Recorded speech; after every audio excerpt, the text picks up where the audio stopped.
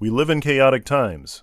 Civil rights are regressing, anger is used as justification, and social rifts between people are widening. Many people feel they're doing the right thing, but instead, driven by fear and misunderstanding, do harm. To move forward, we need secure men and strong women. Achieving this means we must learn how to listen to each other.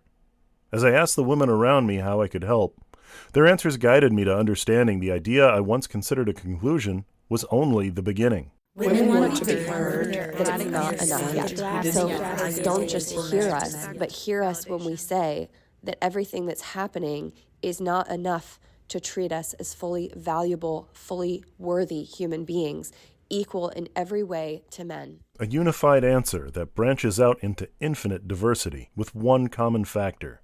The people not listening tend to be men. But women cannot make men listen, and certainly cannot integrate what they hear into understanding and action.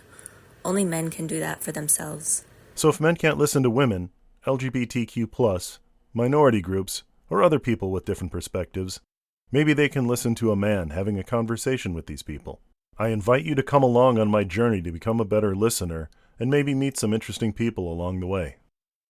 Welcome to the If Men Can't Listen To podcast, and the idea behind that title is if men can't listen to, in this case, women, then maybe they can listen to a man listening to a woman. And we are going to try and model effective communication and effective listening with the intent of inputting somebody else's perspective. And maybe it's a perspective that, you're not familiar with. And we just want to humanize everybody. So hopefully we can get that done. And I'm going to be asking my guests to access and share parts of them that are pretty close and otherwise maybe pretty private. So I want to put my money where my mouth is and allow myself to be vulnerable. So my first guest on this podcast is going to be my mom.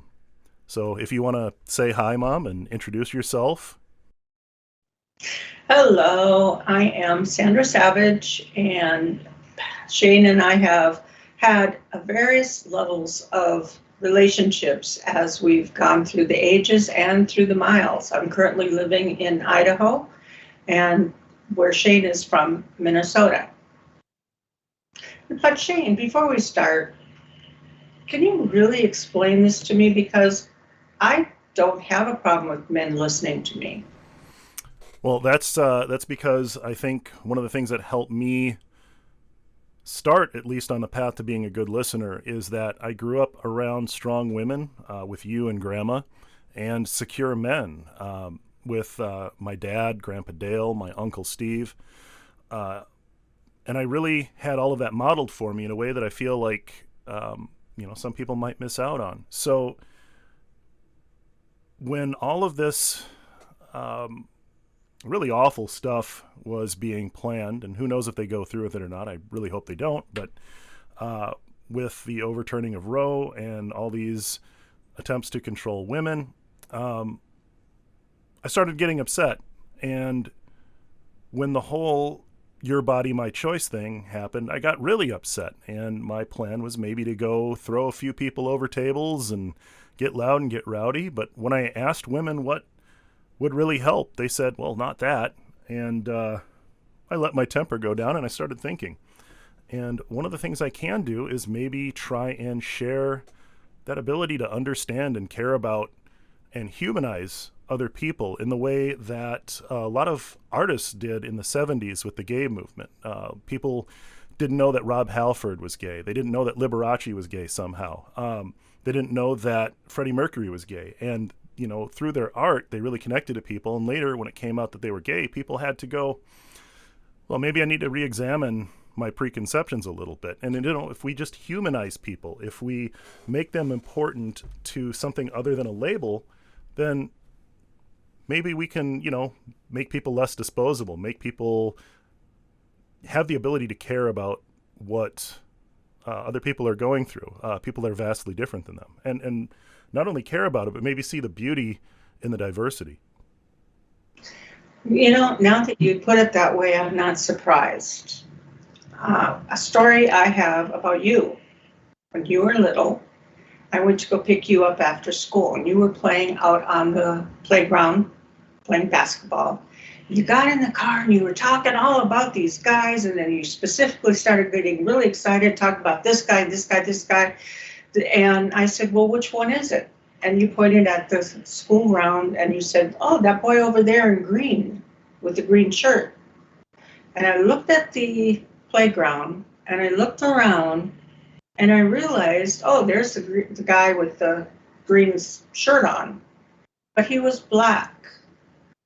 You didn't identify him for his race. You identified him by what he was wearing that day. Mm-hmm. And that's a story I've told many times. Very proud of you for that. And that's how I feel about most differences between people, is those are differences that you are creating, not them. You know, and I can't really take credit for that. I grew up around multiple different types of people, and specifically with Aunt Elaine and Aunt Shar, with the foster kids that they had. So I grew up around mentally disabled people. I grew up around some people who were of varying nationalities, and really just none of it seemed different to me. It just seemed like, oh, well, that's some small different quality about them, but that's not the important thing about who they are. Like this is an exercise I do with my kids where I ask them to identify themselves and in order of importance, you know, and that particular, the ethnicity was pretty far down on that identification for me. It just seemed like, okay, well, these are the people that are around me. So it never seemed odd. One thing that people identified me as and would point me out, and it was obvious to everybody once they said those 4 little words or 4 little letters, tall. I was very tall but I think the age of 13, I was 6 feet tall. And I was not an anomaly in my family. In fact, my mom was taller than me. And if you can imagine growing up, she was born in, well, I probably shouldn't tell that without her permission, but let's say the 30s. Being 6'2" while going through high school, dating boys, just day-to-day work, must have been very difficult for her, but she never tried to shrink down and be smaller. In fact, she was louder than life. She was a manager of a restaurant, and to this day, she's still friends with many of the teenagers that worked for her back then. Yep, I think didn't Marco work at the restaurant, and that's how she met Jan, and or was it Marco or Mark or somebody, her first husband? Ed. Oh, Ed met her at the restaurant. Yeah, okay. Marco was the boy I had a crush on. Okay, I'm thinking of a different person. But yeah, it's a tight-knit group. Very tight-knit. We still keep in contact and have so many stories to tell from that restaurant. Just a good old-fashioned family restaurant. Mom would get in there around 4 a.m. and make donuts and work until almost supper time. And later, when I was a little older, I became the person that would cook all the dinners for our family, my sister, my brother, and my dad. And so I just took on naturally, you know, the whole family did. We worked together. Yep. Actually, that might be a good part. I was going to ask you about this later, but talking about strong women, would you care to tell that story I asked you not to tell until tonight about Grandma protecting Jan, and just to give you a little bit of lead in too, just tell them what kind of school you were going to, that kind of stuff, if you could, please. Right. Well, at that point, my parents had decided that us 3 kids should not stay in public schools because, darn, I got a letter in the mail during the summer asking them to sign it, allowing me to have sex education in high school. They were so against that. So they sent us to a private Baptist school. Pre-kindergarten through 12th grade, 80 students, very small, very sheltered. Now, my sister Jan, being the middle child, was also, well, she wasn't as confident as I was.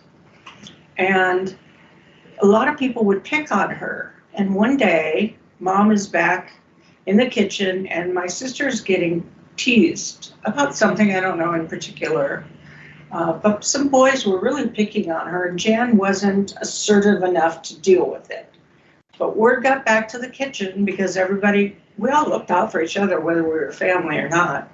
And all of a sudden, Mom comes out of the kitchen through these two saloon doors and bangs them out across into the wall next to it. Now, here's a picture. Mom, 6'2", afro hair that went to all sizes, big boned, got a chef's coat on, an apron. Her chef coat is covered in blood, and she's got a big meat cleaver in her hand. And she comes out of that door and says, "Who's harassing my daughter?" The whole place first went silent, and then everybody started laughing because it was a picture worth remembering. Those boys kind of left quickly. Yep.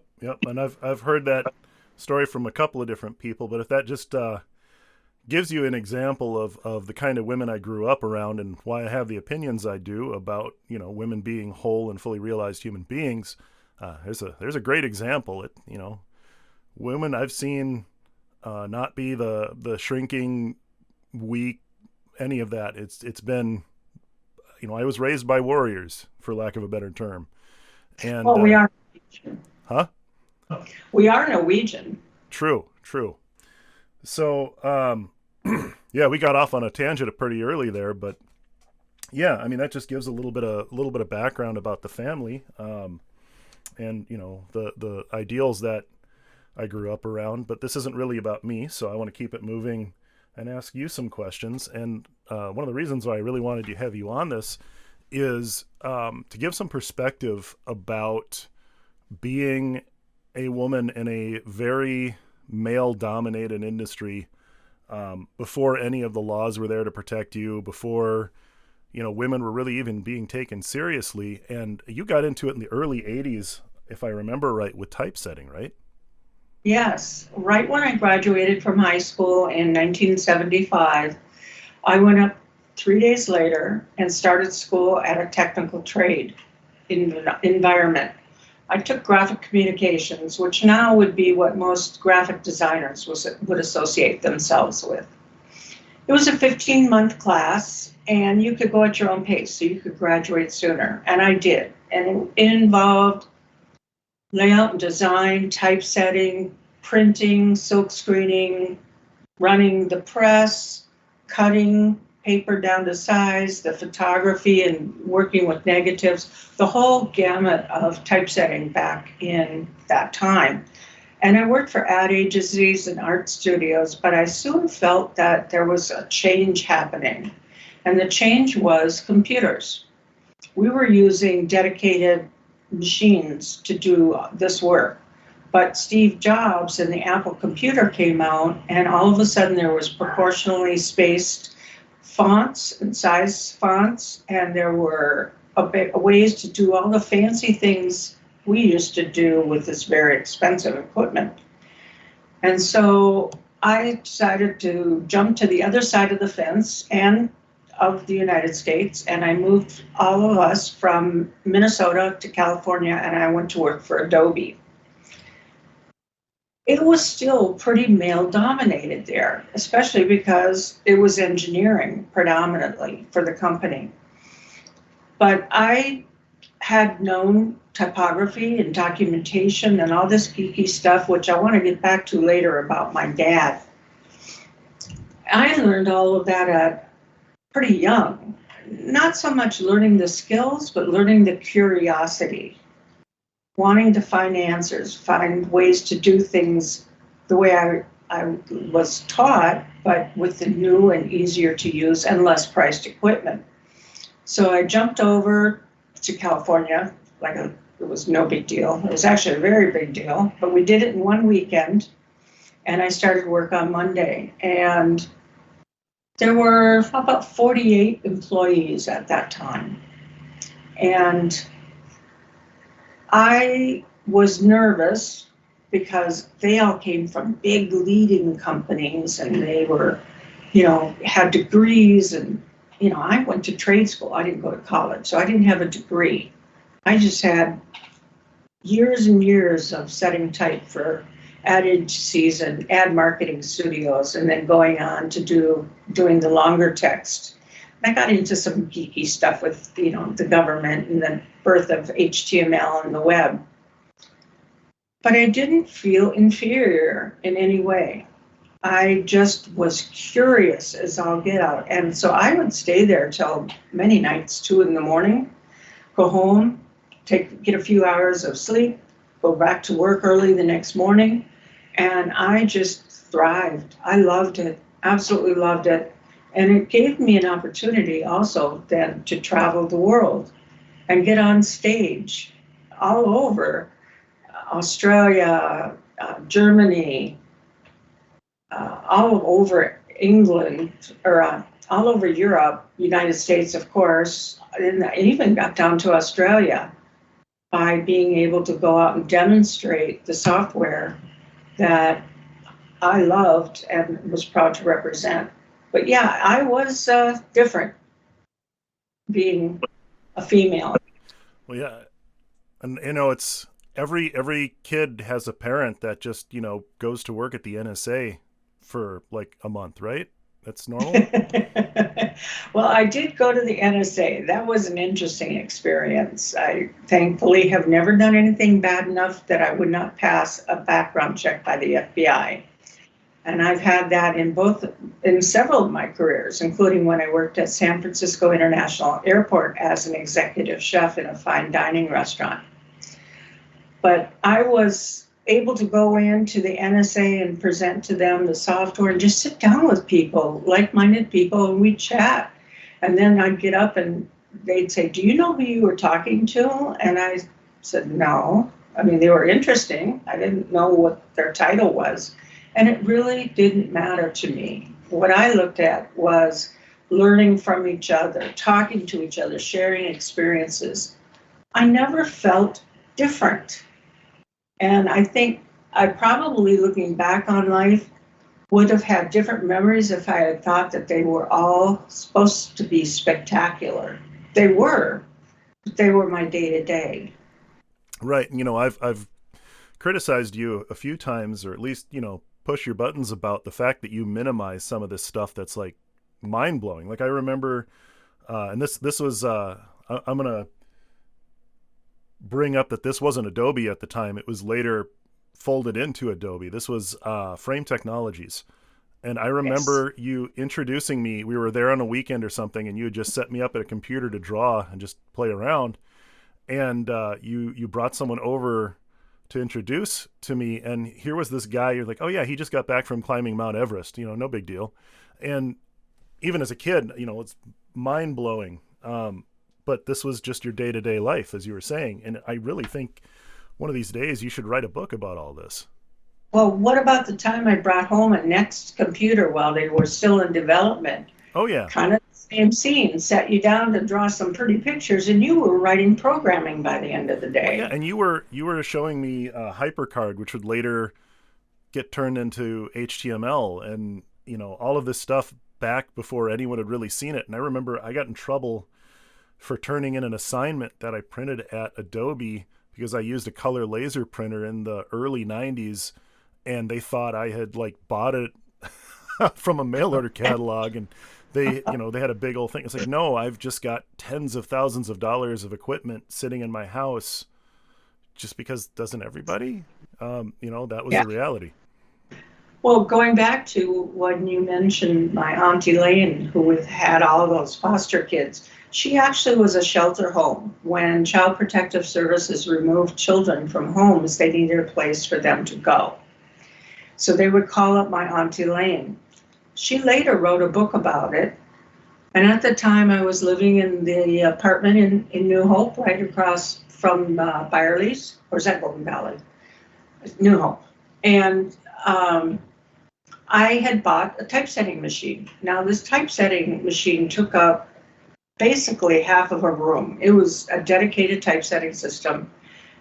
And I sat there night after night taking her words that she had handwritten or typed out, and I typeset them for her when she published her book. And in doing that work with my aunt, I found out a lot of things about her and about the system.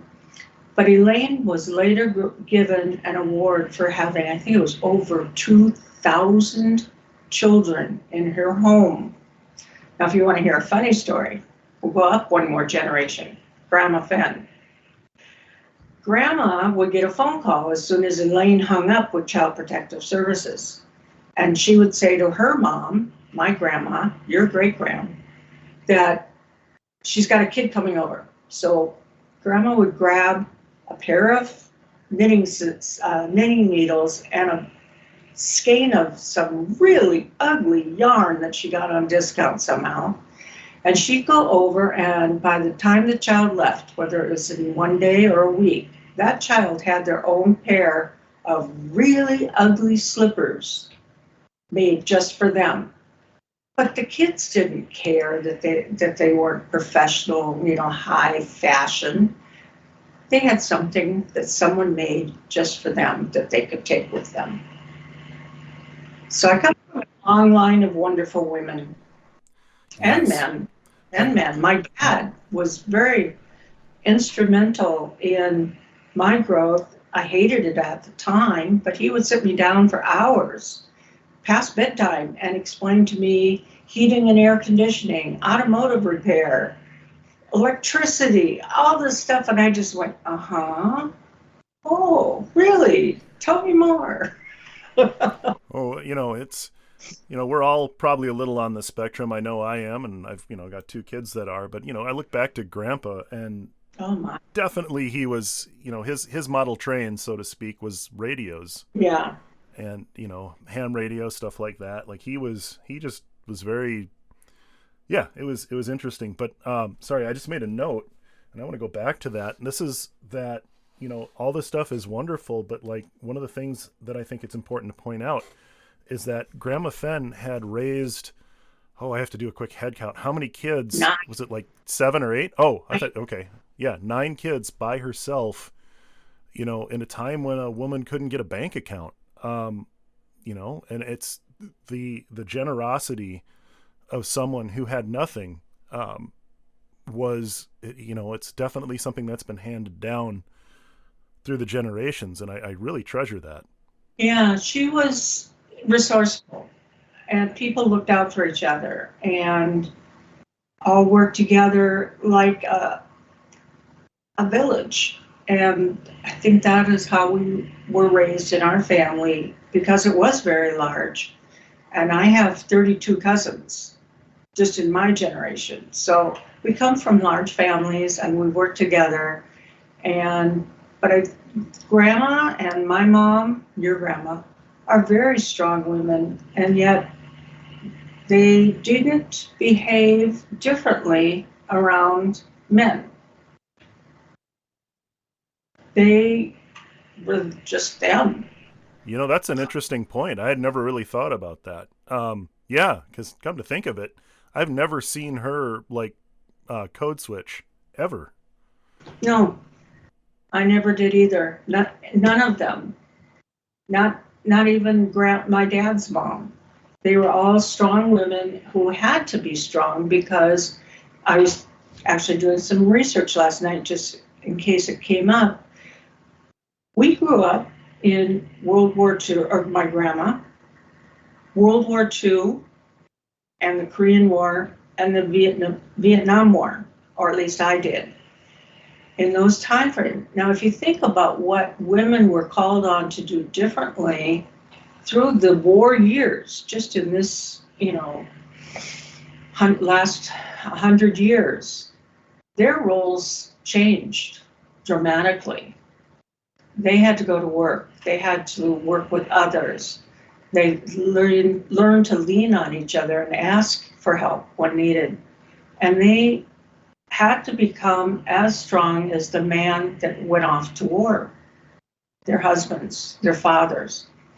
And I thought that has to have some play in how women's roles have changed over the years, is having the men either volunteer or be forced to go away and protect their country.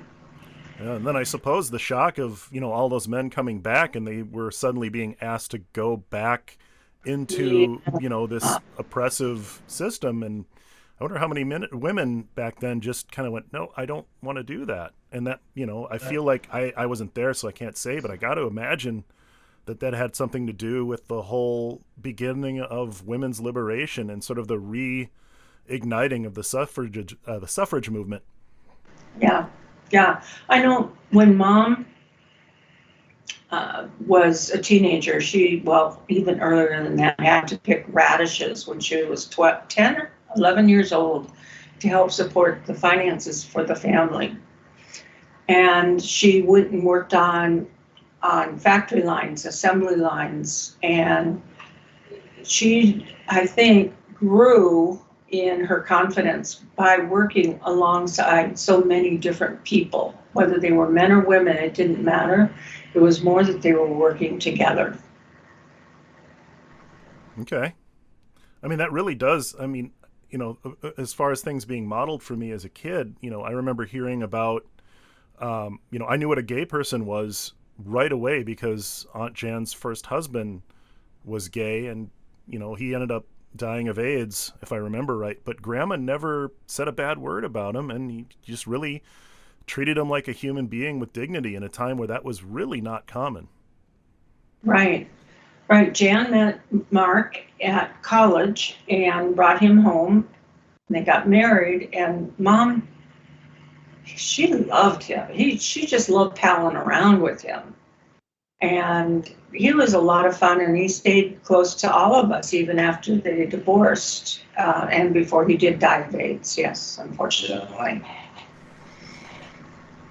Okay. Those were different times, going through that whole evolution and revolution of being so publicly known, or at least hinted at, that there were different choices that people had. And I think if I were to say the last 100 years has been about choice, but realizing that you can't do it alone, and you're best if you're able to work with someone else on it. Okay. So, going back to a conversation we were having earlier, and there's going to probably be a lot of tangents on these podcasts, and now people can see where I get it from. Where were we? We were talking about getting in. So you had, and this is a question I had for you. What was the genesis of you deciding to take this huge risk and move out to California? Because you were working, I believe, at like Benchmark or something like that at the time. Wow, you've got a good memory. Oh yeah, this is why I'm great at trivia games, but I'm terrible at math. So you were working at Benchmark, and I don't remember much other than, there was just you sat us down, you and Gary, and said, hey, we're going to start over in California. And I don't remember like any part of the decision-making process because I want to say I was 9. Yep, you were 9 and your brother was 1. And so it was a huge change for all of us. I just took it on faith. Not a religious faith, but just a faith that we were going to be okay. So we packed up the U-Haul trailer. We got Grandma and Dale to help us move all the way out to California. Got there on a Friday, got what we had to get unpacked. We moved there September 1st, so we also had to enroll you in school at the same time as me starting a new job, and Gary then having to find a new job. And it was all fresh. And what a wonderful place, California, to start a new life, because it is so different from Minnesota, and it's warm. I love the warmth. But yeah, and I just dove right into work, and I really didn't have time to worry. I'm sure I did, but I don't remember it. And we all just got out there, settled into a house, and I went to work on Monday morning. And within a few months from that was the big earthquake. or I guess it was about a year. And that was my first earthquake. Yeah, that was a big one. I remember I was out playing baseball with Pat in the backyard, and we both went over on our backsides, and we were trying to figure out what in the heck had happened, and it happened to be, what was like a 7.5 or something like that? 7.9, something like that. Yeah, it was big. And a couple of Midwestern kids never having dealt with this before. That was our welcome to California. Yeah, yeah. It was great. And I went walking around the house afterwards once I got my legs back and looked for anything that got damaged. And nothing had gotten damaged except for a reel-to-reel tape recorder, one of the knobs had fallen off. But what had happened is a box of letters that I had no idea what they contained. I didn't have time to look through them before we moved. I didn't have time to look for them when we put them away.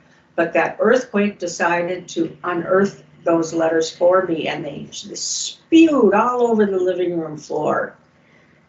And that's when I discovered the letters my dad wrote to his mom when he was 19 and had just gone into the Navy.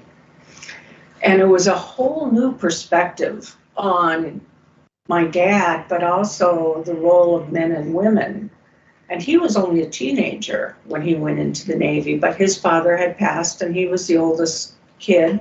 So he just naturally took the position. And, they say when there's a vacuum, there's something that needs to fill the void. Well, Dad was that void for his dad. And then when he went off to war, he would still write her back. Did you pay the taxes? Did you put some money away for this? Did you get the engine back from so-and-so? And I'd name names, but they're so Norwegian, nobody would know what they are. But she took care of her because he wasn't there. But when he came back, it just went back to a normal family. Yep, and that's just to give you a little bit of plug for something you're doing now. Those letters ended up inspiring you to start writing a book, and this would be your second one. The cookbook that you wrote is sitting behind you on the shelf. So yeah, I'm looking forward to reading that at some point when it's all done, or maybe when the rough draft comes out. I'd love to give that a read. It's an interesting book because I want people to put blinders on and to view everybody who has a maybe physical or visible difference or just the way they think, and see them as someone you need in your life to help you get the work done. And not judge someone by the fact that, like my main character, he stutters. And I molded my main character, Samuel, right after my dad. And he was smart and really good at everything, but I added in later the aspect that he was a stutterer. After I went to work, I left high tech and I went into the culinary field, and I went to work for this genius chef, but he stuttered, and no one wanted to work with a stutterer because it takes time and you have to be more patient. And so I went to work for this chef, and I learned so much from him, but I was disappointed in how everyone else treated him. And one of the things that even though I'm not shy, but I want to be heard.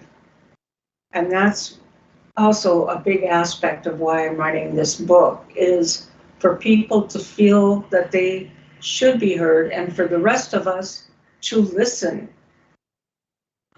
And that's actually an interesting happy accident there, because there is a set of questions I wanted you to give a test run on, but we just jumped right in and did it. It's sort of an icebreaker to humanize people. And I don't really want to go through the list of all 10, but one of the questions on that list, and I want to ask you a question that's a follow-up to what you just said, is women want to be heard as an incomplete sentence. How would you finish it? As do we all. Okay. And should be. The other aspect of stuttering is that the children or adults get bullied. All of us get bullied at one point or another. And some of us are better at not dealing with it. Other people feel insecure about standing up for themselves or just ignoring the bully altogether. And being heard means that you are not separating someone into a category just because of their difference. And that's where bullying starts, is where we start putting people into neat little buckets. And I will play with you if you're in this bucket, but I won't play with you. In fact, I'll make myself feel better if I make fun of you. And so that's what my novel is about, is looking to what someone can contribute, even if there's a little more work on your side. And what you were talking about, like where bullying starts, I'm looking this up on my phone, so pardon my very slight inattention here. There's something, I think it's like the pyramid of violence. Have you ever heard of that? Mm-mm. What is that? Well, let me see. I'm terrible at typing on my phone. And I don't dare open up a browser on my computer and disturb the recording session. So yeah, if you just look it up, if you Google it, it's Pyramid of Violence. And let me get to, Pyramid of Discrimination and Violence. And it starts with like even the most like brutal of violence towards people. Yeah, I'm having a problem pulling it up. I'm in my basement right now. But the concept is that the most like vile of acts, like murder and things like the Holocaust, stuff like that, it starts with small things, normalizing, people bullying or making jokes about people with disabilities or a different race. It's something that I think you'd be pretty interested in looking up. Yes. I started doing some research on the psychology of bullying and why it's done. And it starts pretty much shortly after birth. You start dividing people into those you know and those you don't know. So you know your mom and dad and you feel really comfortable. And then you meet your siblings and your relatives and your circle keeps widening. But then when we get too many people in this circle, we make it manageable by cutting people out. And that cutting out of people are the people that become bullied by people who have the need to feel superior. I don't want to go into it in depth, but I don't really see anybody for who they are as any different than me. It's how they act. That's the proof in the pudding. That's a good point. And I thank you for bringing that up. That's actually really interesting. Yeah, I can't remember ever being bullied, but then again, it starts with those 4 letters I mentioned at the beginning, being tall. Well, I'm going to ask you, and this is I don't know if it would be bullied per se, but I know a lot of the time being in that industry in the I think we moved in 88, 89. Being in that industry at that time wasn't all perfect and happy and safe. And you had started to talk, and we were just to, give people a little behind the scenes. We were testing out the recording setup the other day, and you started into a story, and there was 2 stories. I did something I promised I would never do on this podcast, and we weren't actually recording a podcast episode, so I suppose I'm still okay. I asked you to hold off on that until tonight when we're recording. So do you want to tell us how it was, for you, your experience in that industry? I think I drew from my knowledge versus my strength. And there's a difference, a big difference. Knowledge has much more power than strength. And remind me exactly what story it was we've talked about, because we have so many great memories of that time. Oh, it was just in general. I asked you, what it was like, and you started to say it was pretty icky at times. Well, it was a lot of work. That industry was growing so fast. The high-tech industry with computers, and having to, learn not only Unix and then the Macintosh platform and the Windows platform, and then the next for a short time when Steve Jobs and Ross Perot came out with their new hardware. It was moving very, very quickly. I just have had so many great experiences in it, and I think because I didn't feel afraid, because I had the knowledge. When Steve Jobs asked me to get up on stage with him in Washington, D.C. to announce the next computer, I said, sure.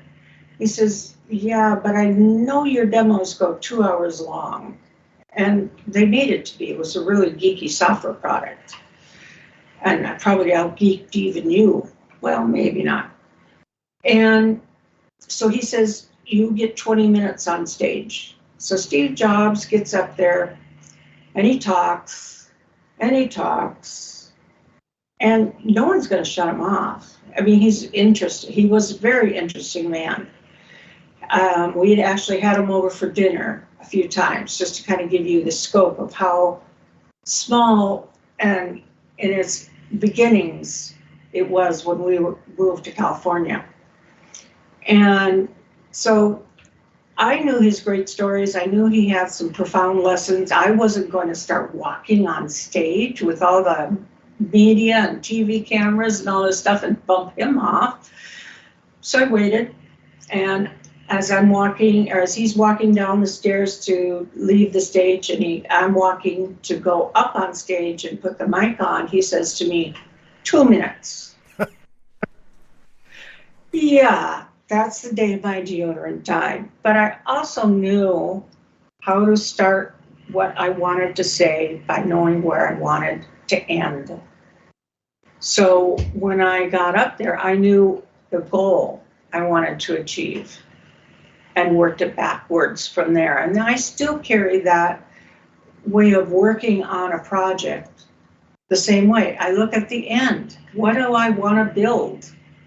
Because otherwise, if you don't have your blueprints to build a building, it's going to be an igloo.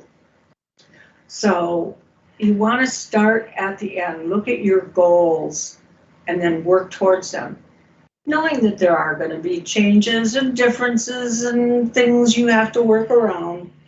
And because you plan well, you can pivot on a dime.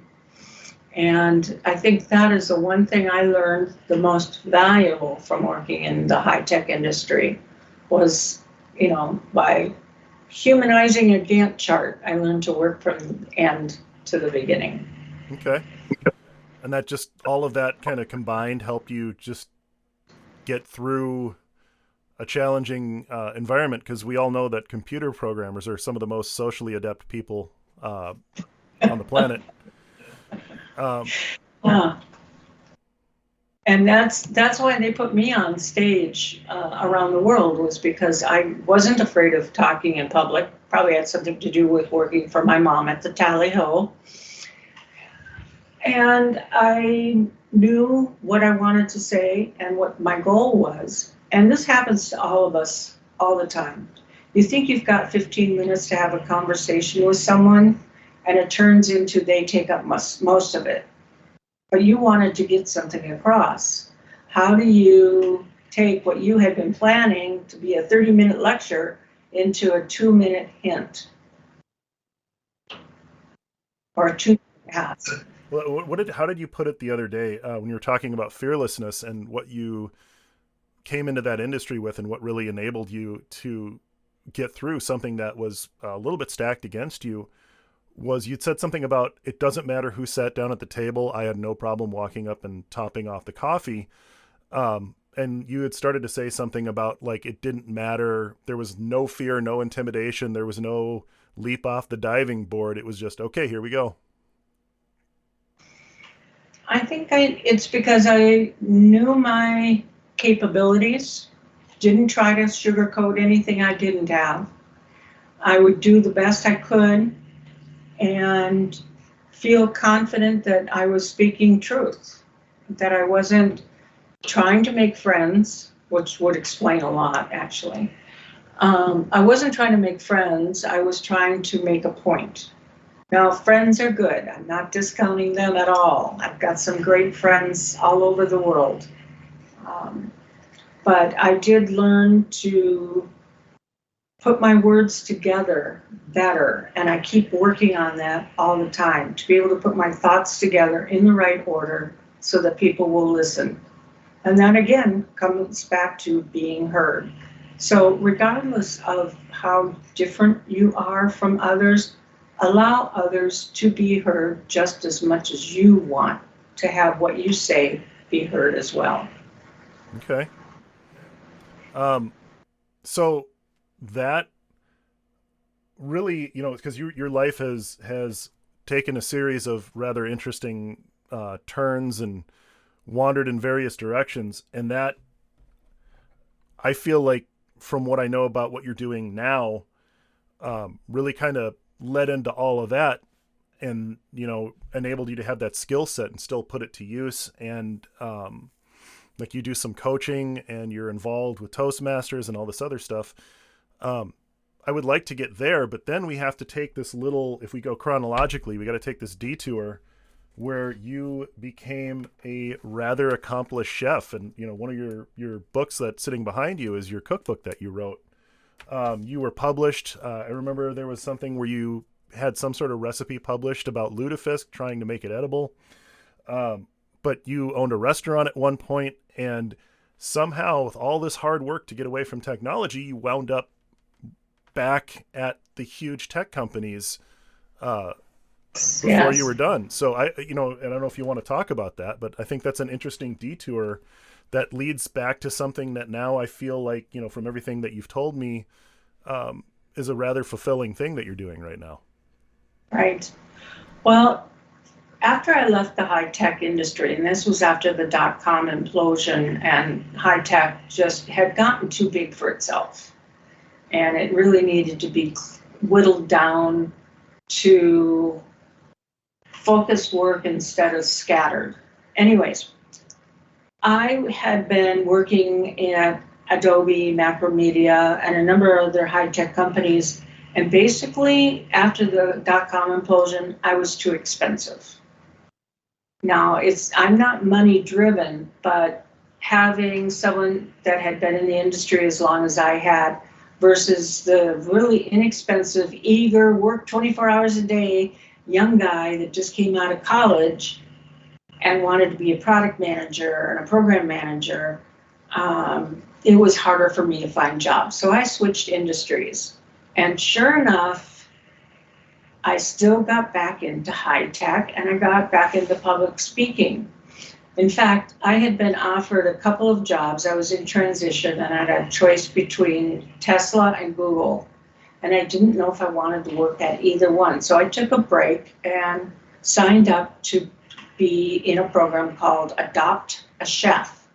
And what it was is you volunteer your time, and the military will fly you to wherever they are, and you come and teach their culinary specialists, CS1, CS2s in the Navy, how to cook.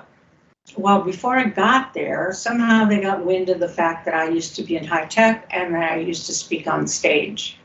So I got the opportunity to speak on base at a place where the spouses of the officers could come, like a community center, and I taught cooking for a couple hours, and I had so much fun with that.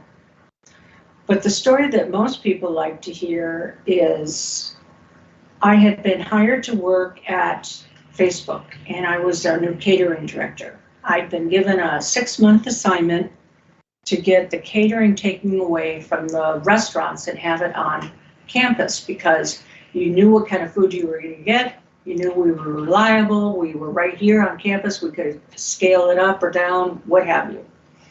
I had been given 6 months to accomplish all the catering on campus. And you wouldn't believe it. It's hard for me to believe, even though I was there. When I stepped into the elevator on my second week, who walks in behind me but Mark Zuckerberg? And I had to be Johnny on the spot and be ready to say something or just stand there looking stupid. So I decided to say something. And I had learned through Toastmasters and through study on how to give an elevator pitch. And that's basically, if you think about, okay, today's the first day of the year, or, early in the year, and you've got a year just to figure out what you want to be. And you want to be able to go up to someone and say, this is what I can offer you. Because remember, when you speak, it's always about what's in it for me, what the audience wants to hear. So I said to him, hi, Mark, I'm your new catering director. Next week, I'd like to bring up a meal that your executive assistant would organize with a bunch of other executive assistants and their teams and so forth. And I will bring up a spread like Thanksgiving of all different kinds of foods, focusing in on what's local, organic, and sustainable.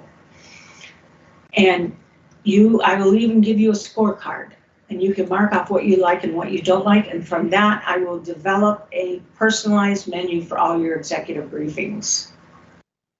By the 4th week on the job, I had achieved what I had been given 6 months to do. Not bad. Yeah. And it was fun working there. It was a lot of fun, a lot of really interesting people. I like being around smart people. I guess I'd rather be surrounded by smart people than pretty people. Yep. Well, it certainly keeps things more interesting, too. Yes, definitely. So how did all of this culminate into you wanting to get into like coaching people and stuff through Toastmasters? Well, I had been in it for about 25 years in Toastmasters, and a lot of people I saw come into the organization with the goal of being confident when they spoke or when they led a group. And they weren't really making a lot of progress. And that's because no one really knew how to welcome in a new member and get them going and be individualized help. And so I started, mentoring people from around the area in California. And then as the whole COVID thing came along, of course, we got to go out into the world and meet friends everywhere. And I ended up, I'm now on my 26th client, which I'm mentoring. And it's one-on-one. Because no two people are alike, and no two people have the same fears or strengths. And so I work with them individually. And this came about a lot too, because my speeches sounded differently when I spoke on stages around the world as a keynote speaker. I don't really have a message other than be heard. And that's what most people want. They want to be heard. If they're giving a talk about real estate or whatever, they should be able to put their thoughts together. They should be able to go to a social event and meet new people, especially people they can network with and make new friends or business arrangements, what have you. But I find that being a creative, well, as my mom would say, just a liar. Say you're a liar. Being a storyteller since the 4th grade and having a lot of creativity in my brain as well as curiosity, I learned a lot about watching how people listen.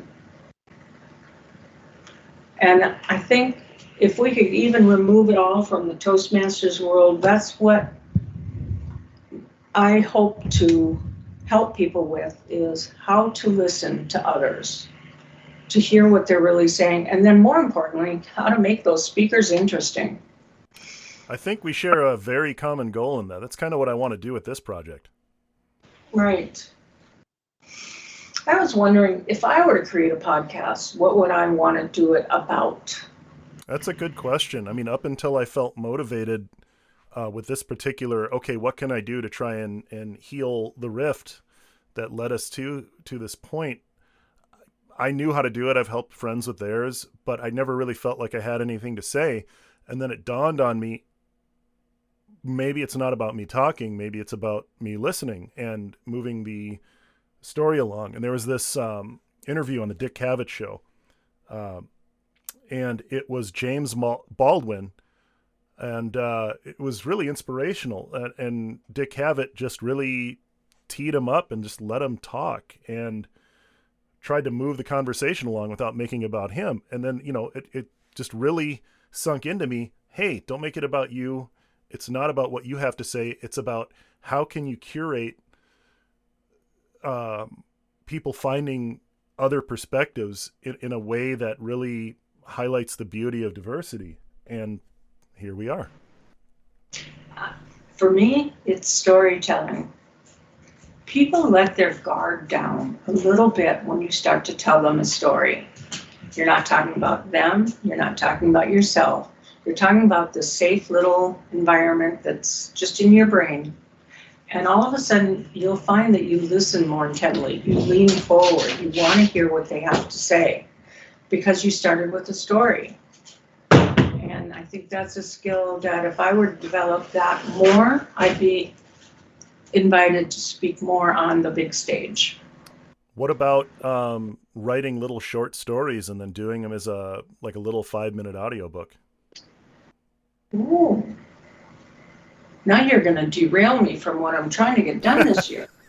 But I mean, it's something that could be a good way to hone and, essentially go to the gym for your main skill is to do these little short stories. And, maybe that'll inspire things in the book as well. And, and here I am loading you up with ideas, saying you should definitely, you skipped so much and, we're already in an hour, so I'm not going to drill you too much more, but you've skipped so many stories that, describe this vivid experience that you had, and you kind of skip off it because it was just normal to you. And if you tell them to anybody else, you're going to watch their eyes get big and go, no, that wasn't normal. That was very interesting. Oh, no, that's not interesting. Yes, it is. And here I am loading you up with all this homework of, well, hey, you should do this, you should do this. And you're in the middle of a book that you've been working on for years. And, you showed me that sample the other day and it's really good. You got your hands full already, but that's something that if you wanted some help with figuring out, I would help you figure it out. Yeah, well, I'm retired, but I think a lot of people feel that I work harder than they do to get a paycheck. But I'm happily retired, and I have more time to think about what I really want to do versus what I have to do. But one of my final stories I'd like to leave you with is of one time your grandma, my mom, and I went over to Hawaii, and we went deep sea fishing. Now, that wasn't why we went over there. I had won some sales award for Adobe, and they sent a bunch of us over there, and they decided to throw in an engineer and a program manager, project manager. And so I got to go as the project manager for the product. And Mom and I decided, before we went, let's go deep sea fishing. So I arranged for a boat. Back then it was $360 for the day for 6 people. So I just had to get 4 more people to chip in, and it would be reasonable. Well, the night before we're supposed to go out fishing, everybody but Mom and I canceled. And it was already paid for on my credit card. So I said, well, we're going. So Mom and I got out there, and first of all, here these 2 tall women come down the pier to get on a boat of much smaller islanders. And so they didn't argue with us. We got on the boat, we went out for a couple hours before we finally got a hit. And I got a hit, and I'm sitting there in the chair with the pole on the stand, and I'm using that and pulling it up, and I'm out of breath, I'm out of shape, and then Mom gets a hit. Well, there's only one chair in the center for bringing your fish in on. Grandma just stands over on the side of the boat and just goes, la-di-da-di-da-di-da-di-da, and she pulls in a bigger fish than mine. And we were so proud of ourselves afterwards, and we got out. They hung your fish up on the pier so they could show off that they're the best boat in the island, kind of thing. And it just showed to me that, we worked together, we had fun, we had a productive day. I've got a story 20 years later, 30, 40 years later, I don't know, I have to look at the date. But there was no one was being different than themselves that day. And we had a really good time. We got a couple of good photos out of it. And I walked away with a lifelong love of deep sea fishing. Yeah, it's hard to top a double strike of mahi-mahi like that. I remember seeing those pictures. Those are beautiful fish. Yeah, and they're good tasting too. I'll take your word for that. I didn't inherit your liking of fish. So one question I'd like to lead you into here before we go is, what kind of advice would you give to a woman, or anyone really, who is entering a field that can be really intimidating, that is not, really built for them? Like when they have to look at this and go, okay, well, I have to prove myself the way you did. What advice would you give? Not that I need external validation, but if you think about it, the fact you got hired means someone already knows you're worth their money. And keep that close to you. And then if you make a mistake, own up to it. Because if you try to hide it or blame it on someone else, you're not trustworthy. And you want to be trustworthy. You want to be in with people who have ideas and you can exchange ideas with. And I remember coming back from the NSA where they had lost my luggage, so I had to actually give my big speech on stage in a pair of sweatpants, but that's another day. I came back from that trip so energized, so just happy, and I didn't go home. I went back to the office, sat up with the engineers till like 6 or 7, and went home real quick and got showered and changed and came back. And as a result of them listening to me, they integrated a feature into the product that they've been trying to solve, which I found out later, for over 4 years. But because of this equal exchange of information and of accepting each other and not doubting your self-worth, but if you find that you have an area that needs, a little work, we'll work on it. Don't try to hide it. Ask for help. I never feared asking any of the engineers for help. And in fact, I got the one and only award they ever handed out to me as an honorary engineer at Adobe. And it made me feel so accepted because I actually enjoyed their company and talking geeky to them. And I guess that's because of all those years sitting next to my dad late at night, listening to him be geeky to me. Even though I didn't understand what he was saying, I was listening. So keep your ears open. Okay. Keep your heart open. And just be curious. I think that's good advice. So, is there anything that you want to, for people who might listen to this, where they would go to read something you've written, or do you want to put a plug in for your Toastmasters thing or the cookbook or anything like that? I would say follow your own heart, not mine. Find out what you want and then find out how to learn it. Okay. And the satisfaction of discovery is amazing. It's better than pudding. I like butterscotch. But, just stay open to ideas and to people. You can learn from anything, anywhere. Just be open and amenable to not knowing everything. Okay. Now, can I ask you one question? Sure. Fair is fair. All right. So to help you with your podcast, what kind of guests would you also like to include with different thoughts and ideas? Everybody. I think there is a wealth of experiences, and people get so focused on notoriety that they don't realize that everybody has a story. And what I want to do is focus on different perspectives. And what that means is, and I did the math on this. Basically, everyone that men are historically not great listeners to, you have something like 6 or 7 billion people that are potential guests on this podcast. There's so many people, and really, I don't want to set any sort of agenda for the guests. This is just going to be a platform for me moving their story along and them telling it.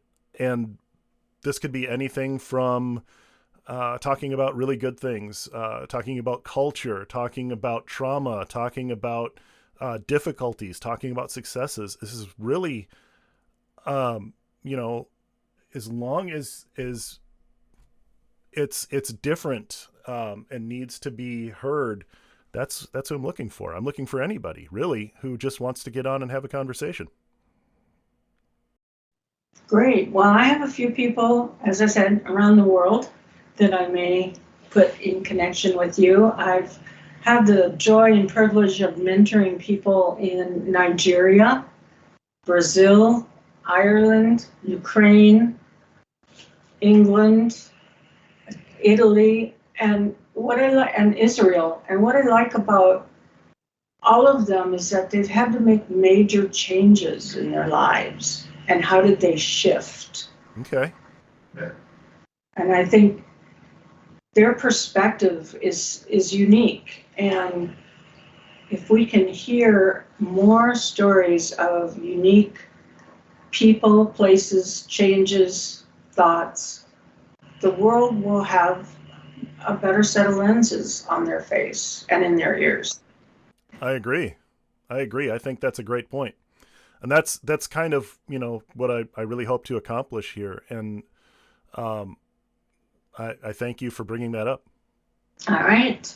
Well, good luck with your podcast. It's been a little unnerving for me because it's one thing to talk in front of a group of strangers. It's another thing to talk with your kid. Right. And that's exactly what I'm going to be asking people to, really share things that they might have a hard time sharing. And if I don't start with some vulnerability and say, okay, well, here's me doing the same thing, I don't think I would take me seriously. So I think fair is fair. I actually asked Grandma yesterday if she wanted to do it, and she didn't really see the point. She doesn't really get the whole podcast thing, and she politely declined, but I think she would be an amazing guest on this.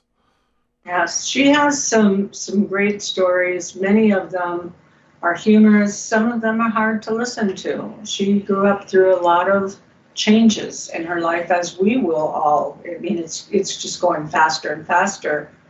And adaptability, not only with people, but with technology and trends, and keeping in sync with that as much as you can. Oh, yeah. You're never bored. She's part of the generations that went from like outhouses to outer space. And, she was one of the first, we had computers at our house, but I also remember going to her house about the same time we moved to California. I still have her 286 in the garage, and that thing still works. Like when you had to, plug the phone into the computer and everything was in like 4 colors and all that other stuff. I remember that was someone who really wanted to have that same curiosity that you talked about with Grandpa. She has that too, and she's never stopped learning. I mean, she went back to college in, I want to say, her 60s or 70s and got an associate's degree just because, hey, it's something she wanted to do. And, that kind of curiosity, I really feel grateful being brought up around that kind of curiosity and strength. By the way, we talked about my dad for a little bit, but did you know he didn't graduate more than 10th grade? No, I didn't. And he is, he's an engineer with patents and stuff. Yeah, and he taught trigonometry at Dunwoody Institute. Interesting. That I didn't know. Other than my culinary degree, I don't have a college degree either.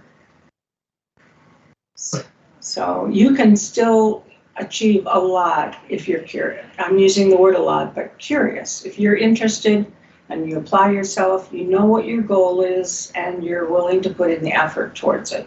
Mm-hmm. Yep. So I think at this point we've done the Minnesota goodbye for about the last 15 minutes.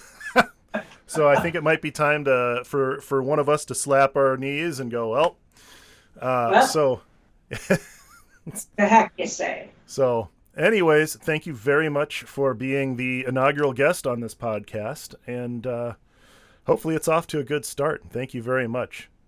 I hope to be spreading the word soon. All right. Well, thank you. All right. Bye. Bye.